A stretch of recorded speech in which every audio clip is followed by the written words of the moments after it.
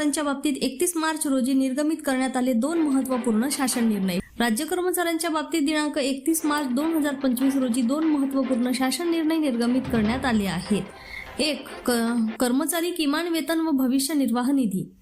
सन 2024-25 च्या आर्थिक वर्षातील ग्रामपंचायत कर्मचाऱ्यांच्या वेतन तसेच सरपंच उपसरपंच यांचे मानधन तसेच सदस्य बैठक भत्ता तसेच ग्रामपंचायत कर्मचारी भविष्य निर्वाह निधी शासन सहाय्यक अनुदान हिस्सा वितरित करण्याबाबत ग्राम विकास विभागाच्या दिनांक 31 मार्च 2025 रोजीच्या शासन निर्णयानुसार मान्यता देण्यात आली आहे।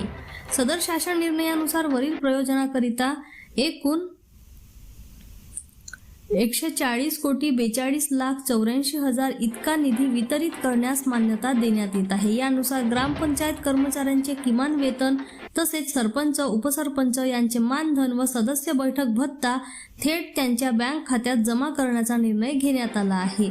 2. वेतनासाठी निधीचे वितरण। डॉक्टर पंजाबराव देशमुख नैसर्गिक शेती मिशनची अंमलबजावणी करणाऱ्या अधिकारी कर्मचाऱ्यांच्या सप्टेंबर 2024 ते फेब्रुवारी 2025 या कालावधीतील वेतनासाठी निधीचे वितरण करण्याबाबत कृषी व पदुम विभागाकडून दिनांक 31 मार्च 2025 रोजी शासन निर्णय निर्गमित